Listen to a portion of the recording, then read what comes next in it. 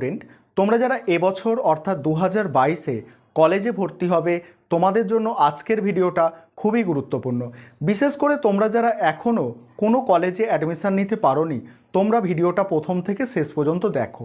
ভিডিওতে আজকে আমি যেসব বিষয় নিয়ে আলোচনা করব, দেখো আমি বোর্ডে লিখেছি যে কাদের সেকেন্ড এবং থার্ড লিস্টে নাম আসবে। অর্থাৎ কোনো কোনো কলেজে ফার্স্ট লিস্ট পাবলিশ হয়েছে, সেই কলেজে সেকেন্ড লিস্টে কাদের নাম থাকতে পারে, অর্থাৎ পার্সেন্টেজ তোমার বা মেরিট স্কোর ঠিক কত থাকলে সেকেন্ড লিস্টে নাম আসতে পারে, বা কোনো কোনো কলেজে সেকেন্ড লিস্ট পাবলিশ হয়ে গেছে, থার্ড লিস্ট পাবলিশ করবে, সেখানে কাদের নাম থাকতে পারে, এটা নিয়ে আলোচনা করব। তারপরে গুরুত্বপূর্ণ টপিক হচ্ছে কাদের কলেজে ভর্তির ক্ষেত্রে সমস্যা হবে, অর্থাৎ কলেজে ভর্তি হতে পারবে না বা তাদের একটা বছর বেকারও যেতে পারে, সেই সব বিষয়টা নিয়েও আজকের ক্লাসে আমি আলোচনা করব। তারপরে যেটা আলোচনা করব, গুরুত্বপূর্ণ 4টে কলেজের ডেট সম্পর্কে আলোচনা করব, অর্থাৎ পরবর্তী অ্যাডমিশান ডেট বা যেসব ডেটগুলো ইম্পর্টেন্ট ডেটগুলো আছে, কোথাও উইসিং হচ্ছে, কোথাও কল লিস্ট বার করছে, সেই সব ডেটগুলো বলবো। যেমন সিটি কলেজ সম্পর্কে বলবো, লেডি ব্রেবন কলেজ সম্পর্কে বলবো, কটিস চার্চ কলেজ সম্পর্কে বলবো, বিদ্যাসাগর কলেজ সম্পর্কে বলবো। এছাড়া তোমাদের যদি কোনো কলেজ সম্পর্কে জানার ইচ্ছা থাকে তোমরা কমেন্ট বক্সে লিখতে পারো, পরবর্তী ভিডিওর মাধ্যমে আমি তোমাদের উত্তর দেওয়ার চেষ্টা করব। প্রথমে আসি কাদের নাম সেকেন্ড এবং থার্ড লিস্টে আসবে। ধরে নাও তুমি এক একটা কলেজে কোনো একটা সাবজেক্টে, সেটা সায়েন্স স্ট্রিমের সাবজেক্ট হতে পারে, অর্থাৎ ফিজিক্স, কেমিস্ট্রি, ম্যাথ, বায়োলজি এইগুলো হতে পারে, বা আর্টস স্ট্রিমের সাবজেক্ট হতে পারে, অর্থাৎ ইতিহাস, ভূগোল, রাষ্ট্রবিজ্ঞান এইগুলো হতে পারে। একটা কলেজে 50টা সিট আছে, সেই 50টা সিটের জন্য ধরো তোমার 3000 থেকে 5000 জন অ্যাপ্লাই করে দিয়েছে। 3000 থেকে 5000 জন কী করেছে, ফর্ম ফিল আপ করেছে ওই 50টা সিট ফিল আপ করবে বলে, 50টা সিটে ভর্তি হবে বলে। এবার কলেজ কি করবে, কলেজের কাছে সিট কথা 50টা সিট আছে, সিট বাড়বে না ওই কলেজে, সবাই চাইছে ওই কলেজটাই আমি ভর্তি হব, সেক্ষেত্রে সিট তো বাড়ার কোনো প্রশ্নই আসছে না। সেক্ষেত্রে কলেজ কি করবে, বাদ দেবে, অর্থাৎ কতভাবে বাদ দেওয়া যায় সেটা কলেজ ঠিক করবে, অর্থাৎ বিভিন্নভাবে বাদ দেওয়ার একটা প্রসেস ঠিক করে কলেজ, যে আমরা একদম সবথেকে ভালো ছেলেগুলোকে, সবথেকে ভালো মেয়েগুলোকে, অর্থাৎ সবথেকে ভালো ছাত্রছাত্রীদের আমরা বেছে নেব। সেক্ষেত্রে বিভিন্ন প্রক্রিয়া হচ্ছে, কোথাও অনলাইন রিপোর্টিং হচ্ছে, কোথাও অনলাইন উইসিং হচ্ছে, কোথাও কল লিস্ট বার করছে, এরকম বিভিন্ন কলেজে বিভিন্ন প্রসেস চলতে থাকছে।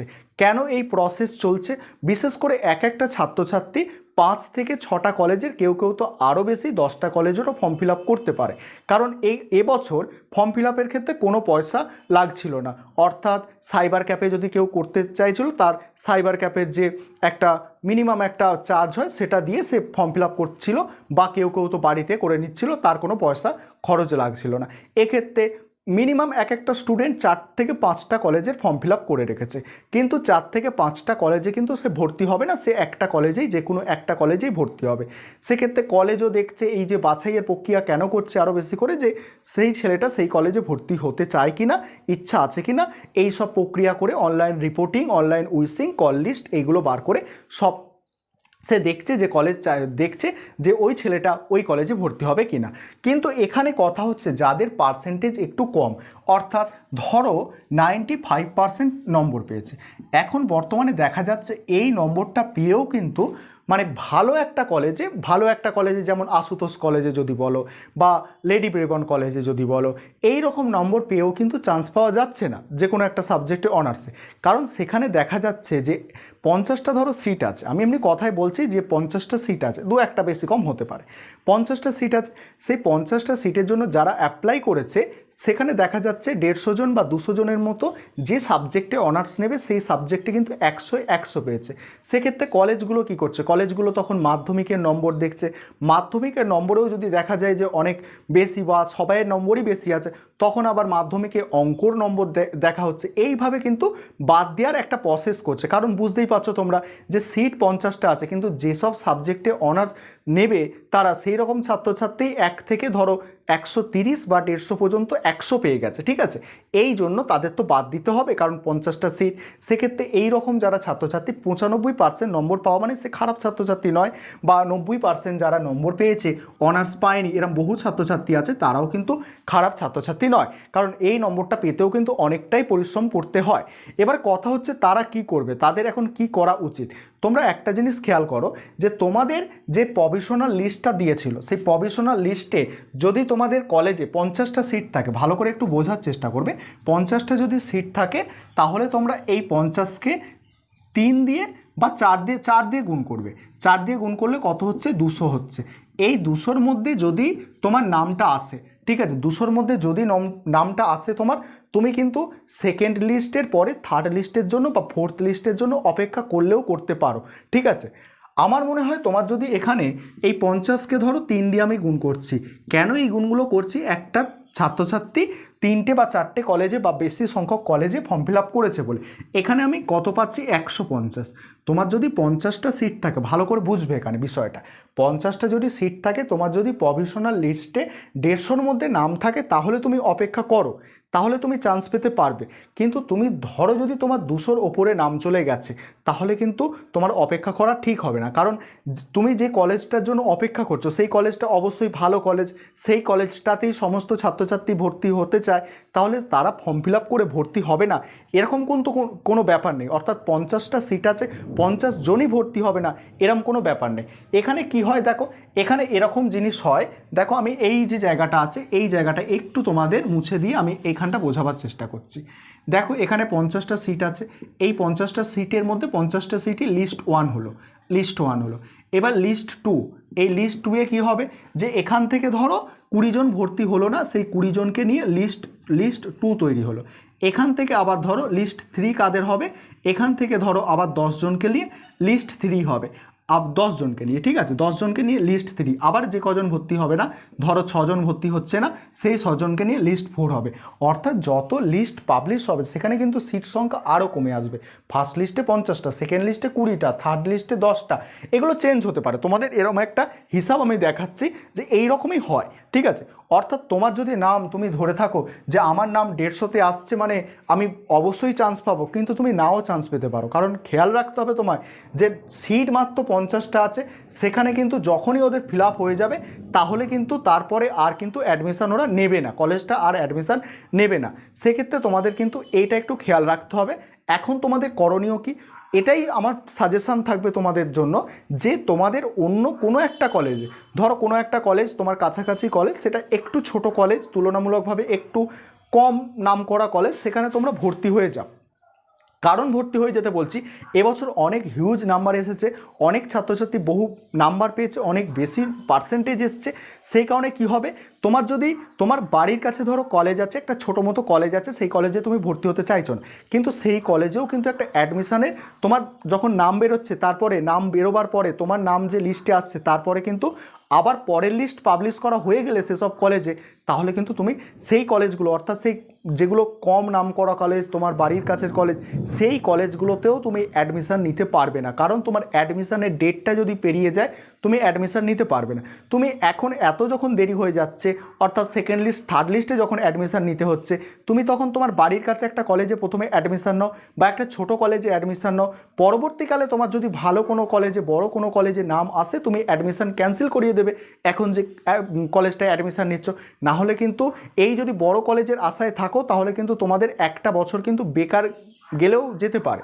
অর্থাৎ তোমার ধরো তোমার যে কলেজে এখন নাম আসছে তুমি ভর্তি হচ্ছ না, কিন্তু তুমি অন্য কলেজের জন্য অপেক্ষায় আছো, সেই কলেজে তুমি হয়তো আদৌ ভর্তি হতে পারবে না, এই করে কিন্তু তোমার একটা বছর কিন্তু বেকার যেতে পারে। আর মনে রাখবে পরের বছর যত দিন যাচ্ছে নাম্বার কিন্তু পার্সেন্টেজ বাড়ছে, অর্থাৎ তুমি যদি পরের বছর ভাবো ভর্তি হবো, সেখানে যদি দেখা যাচ্ছে আরও বেশি পার্সেন্টেজ আসছে, সেক্ষেত্রে কিন্তু আরও সমস্যা হয়ে যাবে। এইটাই আমার বলার ছিল যে কলেজে ভর্তির ক্ষেত্রে কাদের সমস্যা হবে, এই তোমরা যারা খেয়াল রাখবে না যে আমার কোনো একটা কলেজে ধরো এতদিন আমাদের চলে যাচ্ছে, কলেজে ভর্তি প্রক্রিয়া অনেক দিনই প্রায় শুরু হয়েছে, আমাদের এতদিন কেটে গেল, এখনও আমরা কলেজে ভর্তি হতে পারিনি, এখনও আমাদের অপেক্ষায় আছি ভালো কলেজের জন্য, কিন্তু আমার যেসব কলেজে নাম এলো সেই সব কলেজে যদি আমরা ভর্তি না হই তাহলে কিন্তু পরবর্তীকালে সমস্যা হয়ে যাবে, অর্থাৎ তুমি কোনো কলেজেই ভর্তি হতে পারবে না, সেটাই বলার ছিল। এবারে কিছু এখানে যে হিসাবটা আমি লিখেছি এই হিসাবটাই, অর্থাৎ 40টা যদি সিট থাকে, 50টা সিটের মধ্যে আবার 50টা তো জেনারেলদের জন্য থাকে না, ইউআর মানে আনরিজার্ভ, অর্থাৎ জেনারেল যারা তাদের 40টা ধরো, এসসির 2টো, এসটির 3টে, ওবিসির 5টা। এবার ধরো এসসির একটা ছেলে ভালো নম্বর পেয়েছে, অর্থাৎ জেনারেলদের থেকেও সে ভালো নম্বর পেয়েছে, সে কিন্তু এই ইউআর অর্থাৎ মানে আনরিজার্ভ ক্যাটাগরিতে সে চলে আসবে, অর্থাৎ সে কিন্তু জেনারেলদের কোটায় ভর্তি হয়ে যাবে, এসসির কোটায় কিন্তু অন্য একটা ছেলে চান্স পেয়ে যাবে। এইভাবে এসসি এসটি ওবিসির ছেলে মেয়েগুলোও কিন্তু মানে আনরিজার্ভ ক্যাটাগরির যে সিট আছে সেখানে কিন্তু তারাও ভর্তি হয়ে যেতে পারে। এই কারণে তোমাদের বলবো সিট সংখ্যা কিন্তু খুব সীমিত। এরকম কোনো ব্যাপার নয় যে আমি 95% পেয়েছি মানে আমি অনার্স ভর্তি হবই, আমি ওই কলেজে ভর্তি হয়ে যাব, এরকম কোনো পার্সেন্টেজের ব্যাপারই নয়। কারণ তোমাদের বললাম যে নামি দামি অনেক কলেজ আছে যেখানে দেখা যাচ্ছে 150 পর্যন্ত পুরো যেই সাবজেক্টে অনার্স নেবে প্রথম থেকে 150 পর্যন্ত সেই সাবজেক্টটাতে 100 পেয়ে আছে, তাহলে কাকে নেবে কাকে বাদ দেবে বলো তো? এই জন্য বিভিন্ন প্রক্রিয়া তারা করছে বাতিল করার।